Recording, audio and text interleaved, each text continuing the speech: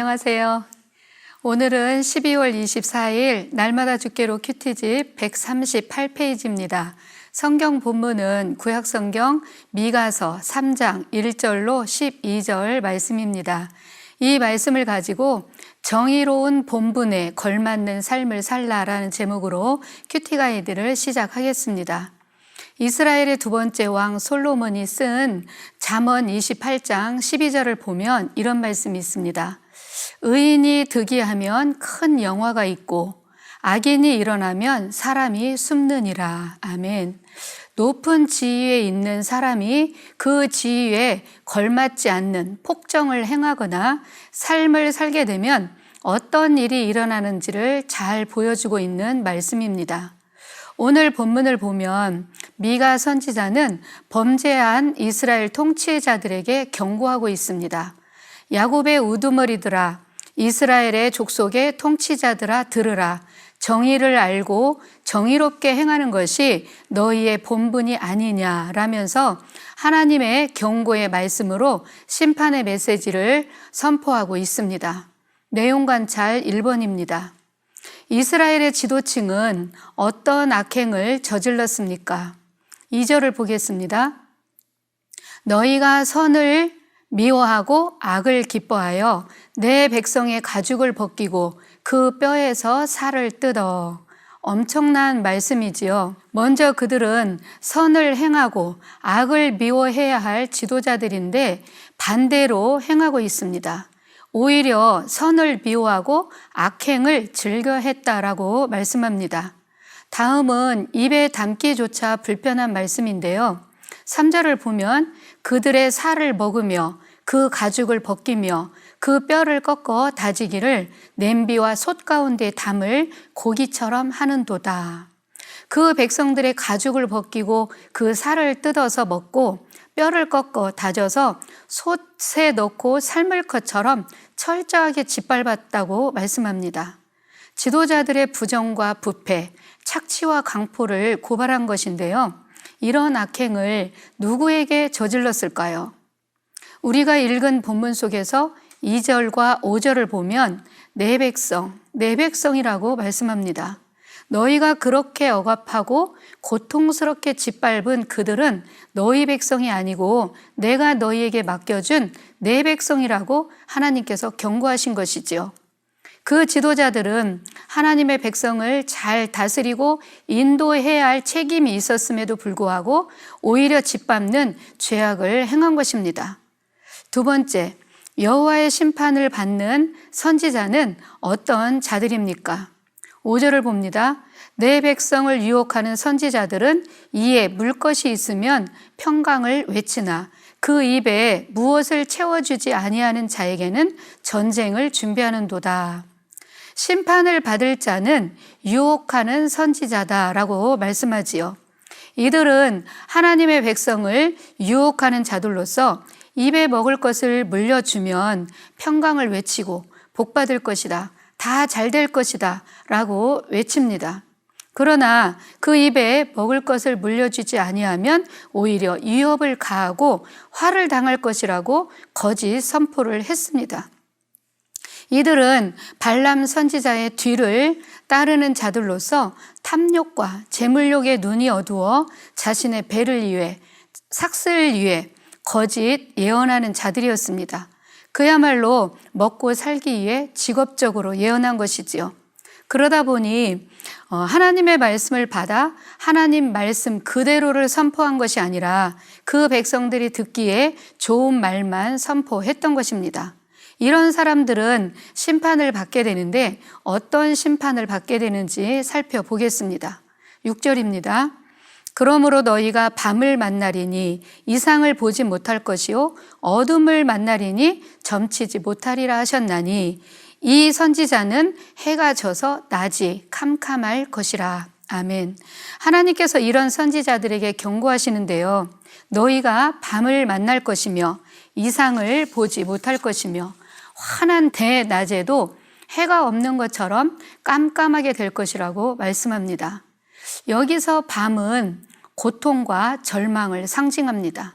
선지자들은 하나님이 주시는 꿈과 이상, 계시와 환상, 음성 이런 것들을 듣고 볼 수 있어야 되는데 오히려 선지자들이 이런 것을 볼 수 없다는 것은 큰 고통이 되었을 것입니다. 그들은 영적으로 소경이 되어 암흑처럼 어두워져서 아무것도 볼 수 없고 들을 수 없는 부끄러운 상태가 되었다는 것을 말씀하고 있는 것이지요. 또한 그들이 하나님께 부르짖어 기도하여도 하나님께서 응답하지 않을 것이며 하나님께서 그들을 향해서 얼굴을 숨길 것이라고 말씀합니다. 그들이 아주 보기 싫은 것이지요. 더 나아가서 이런 지도자들의 죄악으로 인해 결국은 나라 전체가 황폐해질 것이고 멸망하게 될 것이라고 예언하고 있습니다. 12절을 봅니다. 이러므로 너희로 말미암아 시온은 갈아엎은 밭이 되고 예루살렘은 무더기가 되고 성전에 사는 수풀의 높은 곳이 되리라 라고 말씀합니다. 세 번째입니다. 하나님의 응답을 받지 못하는 선지자들과 달리 미가 선지자는 하나님 앞에 어떤 선지자가 될 것이라고 말하고 있습니까? 8절을 보겠습니다. 오직 나는 여호와의 영으로 말미암아 능력과 정의와 용기로 충만해져서 야곱의 허물과 이스라엘의 죄를 그들에게 보이리라. 아멘. 미가 선지자는 여호와의 영으로 충만해져서 능력으로 하나님의 말씀을 선포할 것이라고 말씀합니다. 성령으로 충만해야 하나님 말씀 그대로를 선포할 수 있습니다. 미가는 정의를 행할 것이며 용기를 가지고 이스라엘 지도층들의 죄악을 고발할 것을 선포하고 있습니다. 악을 행하는 지도자들에게 맞서서 그 지도자들의 죄악상을 낱낱이 고발한다는 것은 하나님이 주시는 용기와 능력이 아니고서는 불가능합니다. 왜냐하면 목숨이 위태로울 수 있기 때문입니다. 이 말은 목숨을 걸고 하나님의 말씀을 선포하겠다는 뜻입니다. 네 번째, 연구와 묵상입니다. 북이스라엘의 통치자들과 종교 지도자들이 하나같이 부패한 이유는 어디에 있는지 묵상을 해보겠습니다. 10절입니다. 시온을 피로 예루살렘을 죄악으로 건축하는도다. 사랑하는 성도 여러분, 집은 무엇으로 건축을 해야 될까요? 좋은 자재를 써야 되겠지요. 그러나 이스라엘의 통치자들은 나라를 세울 때 이런 좋은 자재인 정의와 정직으로 성을 세우고 도시를 건축한 게 아니라 피로, 죄악으로 건축했다고 고발하고 있습니다. 이 말은 의와 진리가 아닌 불법으로 건축했다는 말입니다. 옳은 방법이 아닌 백성들을 억압하고 착취하여 그들의 생명값으로 성을 건축했다는 말씀입니다. 이 말의 또 다른 의미는 부실한 건축물처럼 이스라엘의 나라가 금방 무너져 내릴 것을 예고한 것이기도 합니다. 11절을 봅니다. 그들의 우두머리들은 뇌물을 위하여 재판하며 그들의 제사장은 삭수를 위하여 교훈하며 그들의 선지자는 돈을 위하여 점을 치면서도 여호와를 의뢰하여 이르기를 여호와께서 우리 중에 계시지 아니하냐 재앙이 우리에게 임하지 아니하리라 하는도다. 이 말씀을 보면 뇌물, 돈, 삭 이런 단어가 나옵니다.